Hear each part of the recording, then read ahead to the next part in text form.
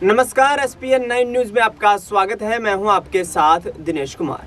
2024 के लोकसभा चुनाव के संपन्न होते ही हरियाणा की राजनीति में बड़ा सियासी उथल पुथल देखने को मिल रहा है। एक तरफ नायब सिंह सैनी को अल्पमत में होने के आरोप और वहां पर एक तरीके से यहां फ्लोर टेस्ट की मांग करती हुई कांग्रेस नजर आ रही है, तो दूसरी तरफ मनोहर लाल खट्टर नायब सिंह सैनी की सरकार को बचाने के तमाम प्रयास करते हुए नजर आ रहे हैं। उनकी तरफ से कहना है कि हम सरकार को बचाने के संपूर्ण प्रयास करेंगे। नायब सिंह सैनी करनाल विधानसभा सीट से विधानसभा का चुनाव लड़ रहे हैं। मनोहर लाल खट्टर ने इस्तीफा दे दिया था और उन्होंने लोकसभा का चुनाव लड़ा है। ऐसे में भारतीय जनता पार्टी की मुश्किलें यहां से भूपेंद्र सिंह हुड्डा बढ़ाते नजर आ रहे हैं। भूपेंद्र सिंह हुड्डा ने इसके साथ साथ ही मनोहर लाल खट्टर पर यह भी तंज कसा है कि खट्टर के पास अधिकारियों पर कार्रवाई करने का कोई अधिकार नहीं है। मनोहर लाल खट्टर के बयान पर किस तरीके से पलटवार करते नजर आए भूपेंद्र सिंह हुड्डा, सुनिए जरा। वो क्या लगे हुए हैं, वो क्या है, वो कौन है एक्शन लेने वाले, क्या अथॉरिटी है उनकी? मैं बतौर विपक्ष नेता उनसे सवाल पूछना चाहता हूँ, उनकी क्या अथॉरिटी है, किस बात के लिए ये जो धमकियाँ दी जा रही हैं कर्मचारियों को, मैं समझ में नहीं आता। जब जिम्मेवारी पद की बात कर रहे हैं, बैठ के ऐसी बात करते हैं, किसको धमकियाँ दे रहे हैं भाई? किस अथॉरिटी में किसको धमकी दे रहे हैं? अरे गवर्नमेंट उनकी, वहाँ पोलिंग एजेंट उनके, पोलिंग एजेंट तो बैठे हुए ना, तो कोई ऐसी रिपोर्ट आई है क्या पूरे उसमें?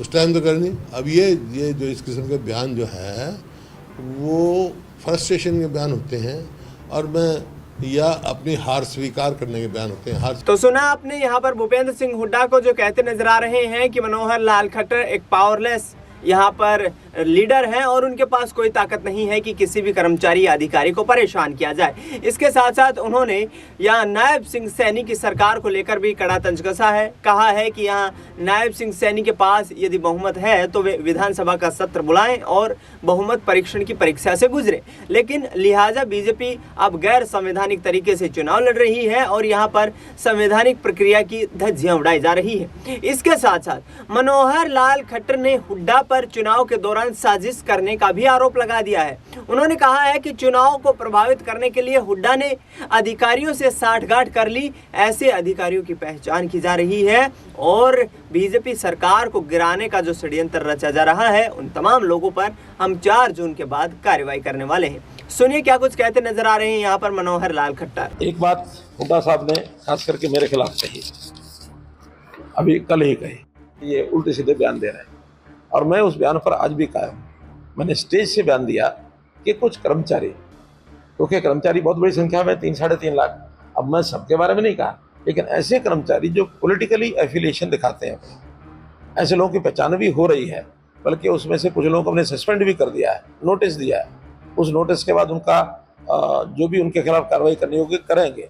लेकिन चूँकि सारा कुछ एम्प्लॉइज हर बूथ के ऊपर उनका एक सिस्टम होता है, वहाँ कांग्रेस के लोगों के लिए बहुत कुछ किया जा सकता है। एम्प्लॉय गड़बड़ करने पर आ जाए, मैंने उनको वार्न किया था कि अब जो कुछ आप कर रहे हैं आपको नज़र रखी जाएगी और जिस किसी का भी कोई हमको ऐसा प्रमाणित मिलेगा तो 4 जून तक आपका, 4 जून के बाद हमारा विषय। और मैंने हमारी जो सरकार, हमारे मुख्यमंत्री, बाकी सबको कह दिया इनकी लिस्टें बनवाओ, लिस्टें बनवा करके और 4 जून के बाद इनके खिलाफ निश्चित कार्रवाई करेंगे। क्योंकि आखिर लोकतंत्र का मजाक है ये। यानी कैसे, जैसे कहावत कही जाती है, क्या खेत ही बाढ़ को खाने लग जाएगी, बाढ़ ही खेत को खाने लग जाएगी तो खेत को बचाएगा कौन? आखिर कर्मचारियों का दायित्व है कि एक निष्पक्ष चुनाव लोकतांत्रिक तरीके से कराएं, ये जिम्मेदारी कर्मचारियों की है। अभी तो 4 मुझे ध्यान में है, लेकिन और रिपोर्ट सब आ रही है और उन 4 में ग्रॉस इनडिसिप्लिन किया नहीं, वो इसके कारण से नहीं हुआ। वो तो और क्या है कि एक नियम होता है आचार संहिता का कि कोई भी पॉलिटिकल पार्टी ऐसा कोई काम घोषणा नहीं कर सकती जिससे वोटर के ऊपर प्रभाव पड़े, उसको आकर्षित करने के लिए। और सरकारी कर्मचारी भी ऐसा कोई काम नहीं कर सकता जिसके कारण से वोटर के ऊपर उसको परेशान करने के लिए, और वो सरकार से, क्योंकि सरकारी कर्मचारी है तो सरकार से ही दूर होगा, दुखी होगा, तो जिसके कारण से वो वोटर खिन्न हो जाए। अभी एक ऐसा सर्कुलर निकाल दिया जिसके कारण से 2 महीने ओल्ड एज पेंशन लगभग 25,000 लोगों के रुक गए, जबकि ऐसा निकाल नहीं सकते नोटिस। जो चीज आचार संहिता 16 मार्च को थी, 16 मार्च के बाद 4 जून तक कोई नया सर्कुलर, हाँ लॉ एंड ऑर्डर की स्थिति को मेंटेन करना है या इस प्रकार का कोई आपात स्थिति आ जाए उसके लिए सरकार कर सकती है, लेकिन नॉर्मल रूटीन का कोई नियम, इम्प्लीमेंटेशन भी जो पहले हो रही है, नई इम्प्लीमेंटेशन आचार संहिता से लेकर के और आचार संहिता समाप्ति तक कुछ नहीं किया जा सकता। ऐसे 4 लोग जिन्होंने 25,000 लोगों की पेंशन रुकवा दी, हालांकि वो चालू हो गई है, लेकिन उनको परेशान करने का काम 4 लोगों ने किया, नीचे नीचे नोटिस निकाल दिए। मुझे एक जगह पर शायद सोनीपत में था या किसी एक शहर में, वहाँ कुछ दुकानें यूएलबी के लोगों ने सील कर दी। कोई पुराना विषय चला आ रहा है, हो सकता है दुकानदार की गलती हो, लेकिन आज कुछ नहीं कर सकते। आप आचार संहिता से पहले करो या समाप्ति के बाद करो। ये जो 1.5 महीने का कार्यकाल होता है, इसमें कोई नया इम्प्लीमेंटेशन सरकार का कोई अधिकारी कर्मचारी नहीं कर सकता। ये आचार संहिता का उल्लंघन, उनके ऊपर भी तौला लटकेगी। वो हमने लिखा है आचार संहिता चुनाव आयोग को, इनके खिलाफ कार्रवाई करी है।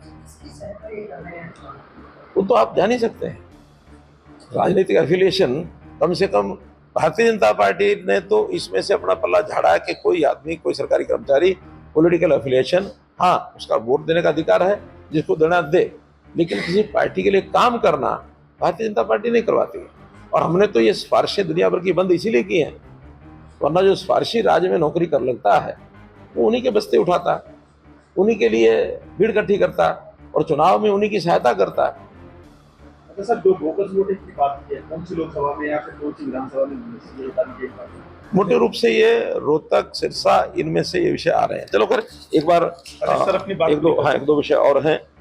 तो मैं इस बात में मैं हुड्डा जी को चैलेंज करता हूं कि जो कुछ उन्होंने कहा है उस तकलीफ के कारण से कहा है कि मेरे कहने के बाद उनको कभी हुई तो क्यों हुई। उनको तकलीफ इसलिए हुई कि उन्होंने इसको कराया है, और कराया है तो जिनसे कराया है उनके नाम सामने आएंगे और कुछ ना कुछ लोगों को हम बाहर करेंगे। और जब बाहर करेंगे तो ये कर्मचारी भी समझ जाएगा कि क्यों किया गया है।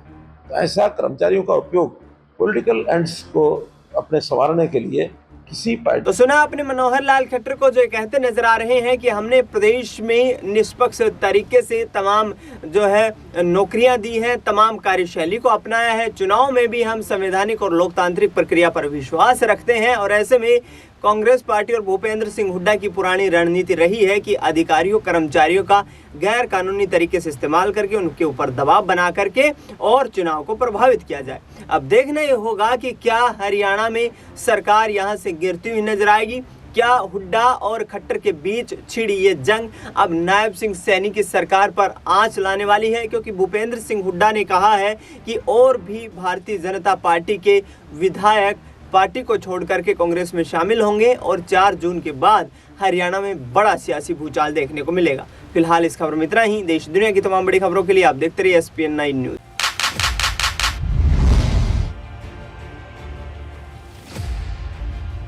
देश की जनता ने किसे सौंपी सत्ता की चाबी? चुनाव के बाद अब है सटीक आंकड़ों की बारी। जनता से जाना किस तरफ है उनका विचार। बनने वाली है देश में अब की बार किसकी सरकार? देखिए सबसे सटीक एग्जिट पोल 1 जून शाम 6 बजे से सिर्फ SPN9 न्यूज पर।